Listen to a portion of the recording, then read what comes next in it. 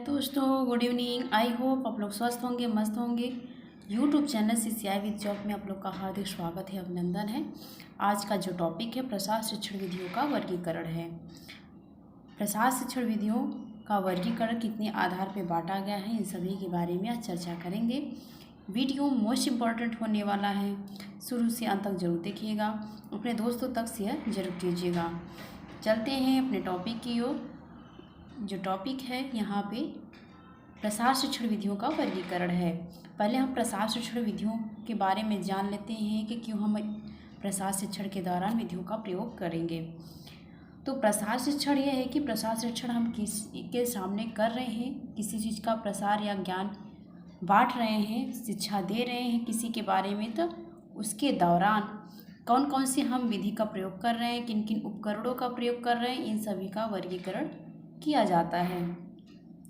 जैसे कि अगर हमें लिपस्टिक लगाना है तो हम होंठ पे न लगाकर हम क्या करें, अगर हम होंठ पे न लगाकर आँख पे लगाएं और काजल की जगह लिपस्टिक को होंठ पे लगाएं तो कैसा है, अभद्र दिखेगा। ठीक उसी प्रकार अगर प्रसार शिक्षण का ज्ञान नहीं है तो उन्हें प्रसार कार्यकर्ता को अगर विधि का प्रयोग करने नहीं आता है या तो प्रसार शिक्षण के दौरान किन किन उपकरणों का प्रयोग करना चाहिए, ये सभी का ज्ञान नहीं है, तो हमारा जो प्रसार शिक्षा होगा, प्रसार शिक्षण होगा, वह प्रभावित नहीं होगा, सुचारू रूप से नहीं चल पाएगा। जो हम ज्ञान किसी को देना चाहते हैं उसका अगर कार्यकर्ता के पास ही ज्ञान ना हो तो कैसा वह प्रसार किसी के लिए प्रभावित नहीं होगा। वह जो ज्ञान वो देना चाहते हैं, वह जो शिक्षा देना चाहते हैं, वो किसी के पास प्रोवाइड नहीं हो पाएगा। इसलिए अगर प्रसार शिक्षण की जाती है तो उसके दौरान किन किन उपकरणों का प्रयोग करना चाहिए, किस तरह के हम अपने प्रसार को प्रभावित बना सकते हैं, तो सभी का वर्गीकरण किया गया है। किन किन आधारों पर हम क्या है कि विधियों का वर्गीकरण करेंगे, यहाँ पे बताया गया है कि जैसे अगर हम प्रसार शिक्षण करने जा रहे हैं तो हमें अपने विधियों का ध्यान देना चाहिए, हमें पूर्ण जानकारी होनी चाहिए और हमें किन किन चीज़ों विधि के दौरान किन किन विधियों का उपयुक्त उस समय प्रयोग करना चाहिए, सबका भी ध्यान होना चाहिए। जैसे कि उस समय भी क्या है, अगर हम प्रसार शिक्षा कर रहे हैं तो अगर रात का टाइम है, उसमें अगर प्रसार शिक्षा चल रही है तो जनरेटर की व्यवस्था होनी चाहिए, लाइट की व्यवस्था होनी चाहिए। तो ये प्रसार कार्यकर्ताओं के ध्यान देना चाहिए कि अपनी शिक्षा को प्रभावी बनाने के लिए वहाँ का जो माहौल है या तो डेकोरेशन है या तो उपकरण जो भी हैं वहाँ सभी अवेलेबल होने चाहिए, जिससे कि किसी को कोई प्रॉब्लम ना हो।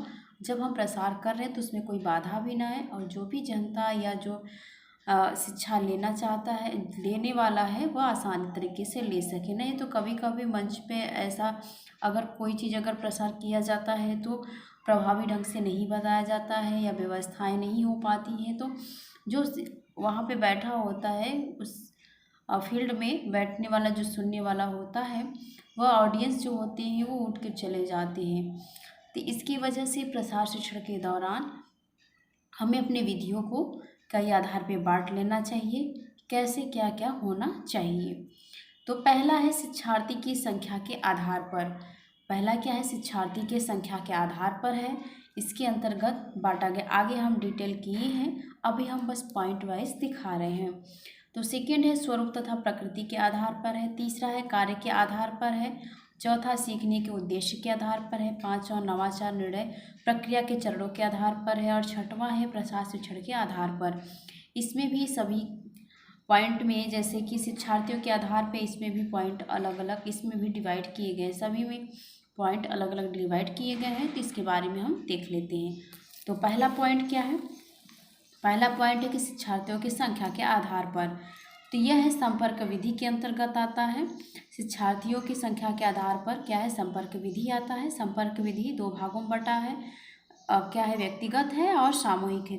कितने भागों में बांटा है, ये 3 भागों में बांटा। शिक्षार्थियों की संख्या के आधार पर ये 3 भागों में बांटा गया है, व्यक्तिगत संपर्क, समूह संपर्क और जो तीसरा है आपका विराट जन संपर्क है। 3 भागों में बांटा गया है। तो इसमें व्यक्तिगत संपर्क के अंतर्गत है घर पर जाकर भेंट करना, घर पर खेत में जाकर भेंट करना, टेलीफोन पर वार्तालाप करना और कार्यालय जाकर भेंट करना, व्यक्तिगत पत्र लिखना, तो ये सभी व्यक्तिगत जो पर्सनली जाकर मिला जा सके या व्यक्तिगत संपर्क के अंतर्गत आता है। सामूहिक संपर्क क्या होता है? प्रदर्शन हो गया, खेतों पर भ्रमण और वार्ता सभाएं जैसी होती हैं। ऐसे संपर्क को हम क्या कहते हैं? समूह संपर्क कहते हैं। विराट जनसंपर्क होता है या मास मीडिया के संपर्क के अंतर्गत आता है, जैसे बहुत बड़े लेवल पर हम संपर्क कर रहे हैं। तो इसके अंतर हम डिटेल देख लेते हैं। इसमें क्या है कि छपित एवं मुद्रित सामग्रियां हैं, शिविर है, रेडियो है, टेलीविज़न है, फिल्म है, चार्ट है, पोस्टर है, मेल है, प्रोजेक्टर है, इंटरनेट है, सैटेलाइट आदि, ये सभी क्या है? विराट जन संपर्क के अंतर्गत आता है। और सेकेंड पॉइंट है आपका स्वरूप तथा प्रकृति के आधार पर यहाँ पर प्रसार शिक्षण क्या है? वर्गीकरण किया गया है। तो किसके आधार पर? स्वरूप तथा प्रकृति के आधार पर है। तो ये तीन आधार पर बांटा गया है। क्वेश्चन पूछ सकता है कि स्वरूप तथा प्रकृति के आधार पर प्रसार शिक्षण को कितने भागों में वर्गीकृत किया गया है? तो 3 भागों में वर्गीकृत किया गया है। पहला है मौखिक है, दूसरा है लिखित है, तीसरा है दृश्य है। तो वर्बल है, रिटेन है और विजुअल है। तो जैसे इसमें बताया गया है, इसमें 2 विधियाँ हैं। मौखिक विधि में वर्बल में आपका प्रत्यक्ष जैसे डायरेक्ट और इनडायरेक्ट अप्रत्यक्ष विधि। प्रत्यक्ष में एक अच्छा का शिक्षण है, सभाएं सम्मेलन है, गोष्ठियाँ अधिवेशन है, व्याख्यान है, घर खेत तथा कार्य स्थल पर भेंट है, सामूहिक चर्चा है।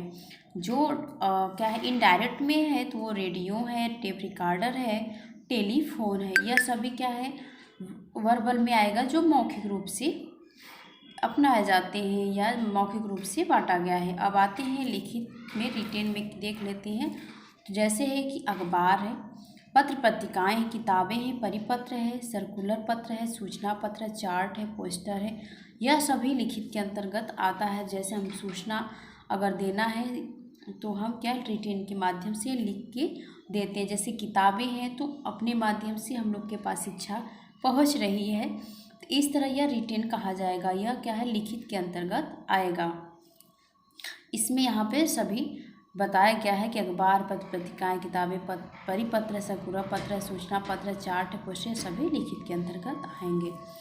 आगे नेक्स्ट है कि विजुअल, जो हमें दिखाई दे, जैसे प्रदर्शनी है, छायाचित्र है, पोस्टर है, चार्ट है, फ्लैश कार्ड है, पपेट शो है और नाटक है, स्लाइड्स प्रदर्शन है, फिल्म शो है। ये सभी क्या है? विजुअल दृश्य के अंतर्गत आता है, विजुअल के अंतर्गत आता है।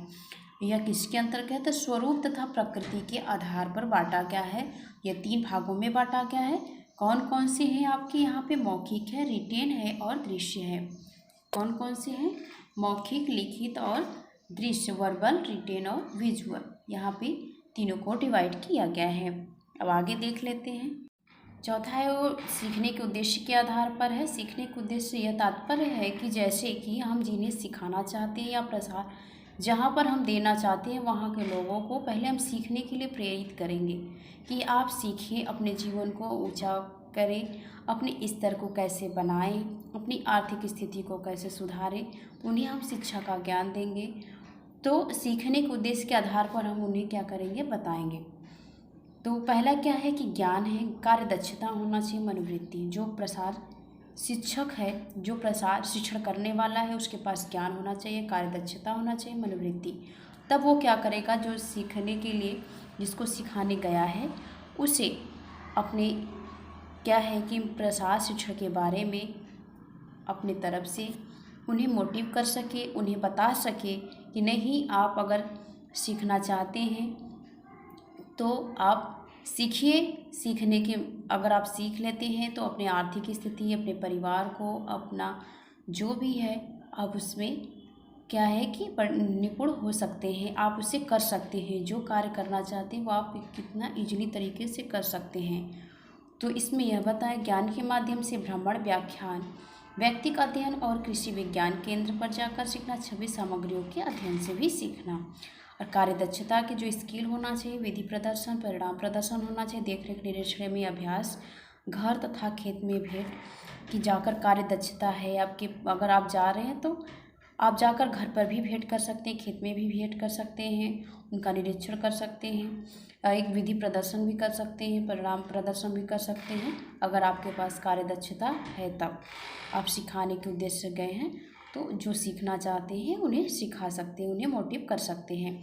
मनोवृत्ति एटीट्यूड क्या है? विषय विशेषज्ञों द्वारा व्याख्यान, श्रव्य दृश्य साधनों से प्रदर्शन, प्रशिक्षण कार्यक्रम, कार्यशाला, सेमिनार, सिंपोजियम क्या है? इसके बारे में चर्चा कर लेते हैं। सिंपोजियम क्या होता है? सिंपोजियम में बताया गया जैसे कि संगोष्ठी है, गोष्ठी है, एक तरह का यह क्या होता है? एक मीटिंग होता है। आप किसी सब्जेक्ट पर बैठकर आप चर्चा पर चर्चा कर सकते हैं, पैनल बना सकते हैं, एक दूसरे से क्या है उस सब्जेक्ट के जो भी विषय या टॉपिक रखा गया है उसके बारे में आप चर्चा कर सकते हैं। इसमें कॉन्फ्रेंसिंग भी कर सकते हैं, एक स्थान पे इस स्थान को फिक्स करके एक संगोष्ठी बना सकते हैं, सब्जेक्ट पर चर्चा कर सकते हैं। आप एक दूसरे से वार्तालाप कर सकते हैं, वहाँ पे एक चैनल भी बना सकते हैं। तो ये किसके अंतर्गत? सिंपोजियम के अंतर्गत आता है। तो ये क्या है? मनोवृत्ति के अंतर्गत सिंपोजियम बताया गया है। सिंपोजियम में यही होता है कि आप एक सब्जेक्ट पर चर्चा कर सकते हैं। तो एक आपका संगोष्ठी बना होता है, एक संगोष्ठी बनाएंगे, वहाँ पे पैनल भी बनाएंगे, वार्तालाप भी करेंगे, एक चैनल भी बनाएंगे। जैसे ये सब चैनल है, आपका पैनल है, आपका जो वार्तालाप है इस सिंपोजियम के अंतर्गत ही आएगा। आगे देख लेते हैं टॉपिक। पाँचवां है कि नवाचार निर्णय प्रक्रिया के अनुसार वर्गीकरण।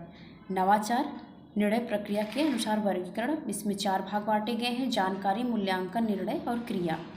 नॉलेज है, इवोल्यूशन है, डिसीजन है और एक्शन है। इसमें है जानकारी के माध्यम में बताया गया छपी सामग्रियाँ, व्यक्तिगत संपर्क, जनसंपर्क, परिपत्र और श्रव्य दृश्य सामग्री समूह संपर्क। आप क्या है कि नवाचार निर्णय प्रक्रिया के अनुसार जानकारी के लिए कर सकते हैं। अब मूल्यांकन के लिए क्या है? छपी सामग्रियों का प्रयोग, दृश्य साधन, प्रशिक्षण कार्यक्रम, अभ्यास, प्रदर्शन, सभाएं, ये सभी मूल्यांकन के लिए आप क्या है प्रसार शिक्षण सामग्री के अंतर्गत कर सकते हैं। निर्णय में है क्या है? डिसीजन में है खेत तथा घर पर भेंट करना, कृषि विज्ञान के पर जाकर सीखना, कृषि विज्ञान केंद्र पर जाकर सीखना, व्यक्तिगत संपर्क और क्रिया एक्शन के माध्यम से परिणाम प्रदर्शन, व्यक्तिगत भेंट, यह सभी क्या है? नवाचार निर्णय प्रक्रिया के अनुसार वर्गीकरण किया गया है। इन सभी के अनुसार क्या कर सकते हैं कि हम जानकारी, मूल्यांकन, निर्णय, क्रिया के माध्यम से हम प्रचार कर सकते हैं या तो प्रसार शिक्षण के द्वारा अपना सकते हैं। आगे है 6वां पॉइंट है कि प्रसार शिक्षण के चरणों के अनुसार वर्गीकरण। प्रसार शिक्षण के जो चरण हैं उनके अनुसार वर्गीकरण किया गया है। यहाँ पे 8 भाग बताए गए हैं। पहला है कि ध्यानाकर्षण है, अटेंशन है, अभिरुचि है, इंटरेस्ट है, आकांक्षा है, डिजायर है, विश्वास है, कन्विक्शन है। और इसके बाद 5वां है नॉलेज है, जिसे जानकारी, ज्ञान कहा जाता है। क्रिया है, एक्शन है, संतुष्टि है, सर्टिफिकेशन है। और मूल्यांकन क्या है? 8वां इवैल्यूएशन। अगर इसको शॉर्टकट ट्रिक्स में देखा जाए तो एडी कैस्ट यहाँ पे बताया गया है, EIDCKASC।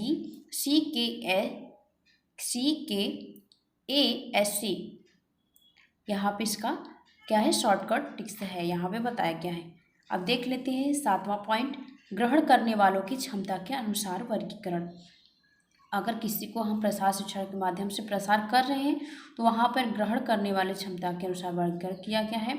तो यहाँ पे है शीघ्र ग्रहणकर्ता, विलंबकारी ग्रहणकर्ता, अतिकालिक ग्रहणकर्ता। पहले शीघ्र ग्रहणकर्ता जिसे इनोवेटर्स कहा जाता है, इनोवेटर्स। और विलंबकारी ग्रहणकर्ता जिसे स्लो एडाप्टर्स कहा जाता है। और अतिकालिक ग्रहणकर्ता जिसे लैगार्ड कहा जाता है। अब इस पे चर्चा करते हैं, ये मोस्ट इम्पोर्टेंट पॉइंट है, यहाँ से क्वेश्चन बनते हैं, इसलिए लैगार्ड, इनोवेटर और एडाप्टर ये सभी से पूछता है। इसमें भी परसेंटेज भी होता है, तो इस सिद्धांत में ये सभी बताए गए हैं। यहाँ पे तीनों को डिवाइड किया गया, शीघ्र ग्रहणकर्ता, और यहाँ पे क्या है आपका विलंबकारी ग्रहणकर्ता, और यहाँ पे अतिकालिक ग्रहणकर्ता। तो इसमें अतिशीघ्र में क्या है? टेलीविज़न है, रेडियो सुनकर, सामूहिक जनसंपर्क, प्रदर्शन, घर पर था खेत पर बैठ करके, सभा सम्मेलन, कार्यशाला, ये सभी शीघ्र के अंतर्गत आता है, जिसे इनोवेटर कहा जाता है। और ये है क्या है कि विलंबकारी के संपर्क के अंतर्गत है व्यक्तिगत संपर्क, परिणाम प्रदर्शन, भ्रमण और खेत था घर पर भेंट, शब्ददृश्य साधनों का प्रयोग। ये सब क्या है इसमें आपका ये इसमें आता है एडॉप्टर में, यह एडॉप्टर के अंतर्गत आता है। और आपका लैगार्ड के अंतर्गत स्थानीय नेता, मित्र, संबंधी, रिश्तेदार, पड़ोसी को देखकर भ्रमण, परिणाम प्रदर्शन, यह हमारा लैगार्ड के अंतर्गत आता है। आगे देख लेते हैं, आपका है 8वां पॉइंट, ये भी इम्पोर्टेंट है, आप इसे ज़रूर देखिएगा, ये भी मोस्ट इम्पॉर्टेंट टॉपिक, यहाँ से भी क्वेश्चन बन सकते हैं और बनते भी हैं। विम आयाम के आधार पर सामग्री का वर्गीकरण, यह 2 प्रकार से किया गया इसका वर्गीकरण। पहला है द्विविम आयाम शिक्षण सामग्री, 2 डायमेंशनल टीचिंग, आपका 3विम आयाम शिक्षण सामग्री, 3 डायमेंशनल टीचिंग। यहाँ पे पहला बताया गया है कि विम आयाम के कितने भाग हैं, तो 2 हैं, द्विविम आयाम और 3विम आयाम। और यहाँ पे बताया गया है कि द्विविम आयाम के अंतर्गत क्या आएंगे और 3विम आयाम यहाँ पे 3 डायमेंशनल और 2 डायमेंशनल के अंतर्गत बताया गया है। Chart, poster, folder, flash card, flannel, graph, लेटिंग, लीफलेट, पंपलेट, चित्र व फोटोग्राफ, फ्लिप चार्ट, ये सभी क्या है 2 डायमेंशनल आयाम है। और 3 डायमेंशनल के अंतर्गत वास्तविक वस्तुएं आते हैं, नमूना, मॉडल आदि, ये सभी क्या है 3विम आयाम के अंतर्गत, जिसे 3 डायमेंशनल टीचिंग कहा जाता है, इसके अंतर्गत आते हैं। आगे पॉइंट देख लेते हैं, आपका ये 2 डायमेंशनल के अंतर्गत है, आकृति एवं ग्राफ, बुलेटिन बोर्ड आदि भी 2 डायमेंशनल के अंतर्गत आते हैं। और 9वां है आपका प्रक्षेपण के आधार पर। आगे हम जो पॉइंट बताया था वहाँ पे 6 वर्गीकरण बताया गया था, यहाँ पे लेकिन पूरा 9 वर्गीकरण है, डिटेल में दिया गया है। तो प्रक्षेपण के आधार पर शिक्षण सामग्री का वर्गीकरण यहाँ पे बताया गया है। ये 2 प्रकार से के होते हैं, जो प्रक्षेपित शिक्षण सामग्री और गैर प्रक्षेपित शिक्षण सामग्री, जिसे प्रोजेक्टेड टीचिंग एड्स कहा जाता है, और गैर प्रक्षेपित शिक्षण सामग्री को नॉन प्रोजेक्टेड टीचिंग एड्स कहा जाता है। अगर प्रक्षेपण के आधार पर देखा जाए तो यहाँ पे 2 है, प्रक्षेपित और गैर प्रक्षेपित, प्रोजेक्टेड, नॉन प्रोजेक्टेड। अब प्रोजेक्टेड के अंतर्गत क्या आते हैं, फिल्म प्रोजेक्टर है, स्लाइड प्रोजेक्टर है, ओवरहेड प्रोजेक्टर है, ओपेक प्रोजेक्टर है। और गैर प्रक्षेपित के अंतर्गत फ्लैश कार्ड है, फ्लैनल ग्राफ है, चार्ट्स है, पोस्टर्स है, पुस्तकें हैं, बुलेटिन, लीफलेट है, पंपलेट है आदि, ये क्या है क्या कहते हैं नॉन प्रोजेक्टेड के अंतर्गत आते हैं, गैर प्रक्षेपित हैं। हमने यहाँ तक पूरा जितना था आपके शिक्षण सामग्री विधियों का वर्गीकरण 9 भागों में बांटा गया था, यहाँ तक हमने कंप्लीट किया है। पूरा डिटेल में तो नहीं, लेकिन हम एक ऊपरी तरह से प्रोफार्मा बनाकर यहाँ पे दिखाए हैं कि हाँ ऐसे ऐसे इसके अंतर्गत आते हैं। तो आप लोग ज़रूर देखिएगा, अपने दोस्तों तक शेयर जरूर कीजिएगा। क्वेश्चन यहाँ से इम्पोर्टेंट बनते हैं, और इसमें जो आपका ये 9वां और 8वां ये दोनों पॉइंट से जरूर क्वेश्चन बनते हैं, जिसे जो प्रोजेक्टेड और नॉन प्रोजेक्टेड से हो गया, और आपका डायमेंशन 2 डायमेंशन और 3 डायमेंशन, इन सभी ये तो कन्फर्म है कि सब दोनों से टॉपिक से क्वेश्चन जरूर बनते हैं, और इस पूरे चैप्टर से बनते हैं, लेकिन इन दोनों टॉपिक से अक्सर क्वेश्चन उठाए जाते हैं। तो आज के लिए इतना ही, take care, bye bye, thanks for watching.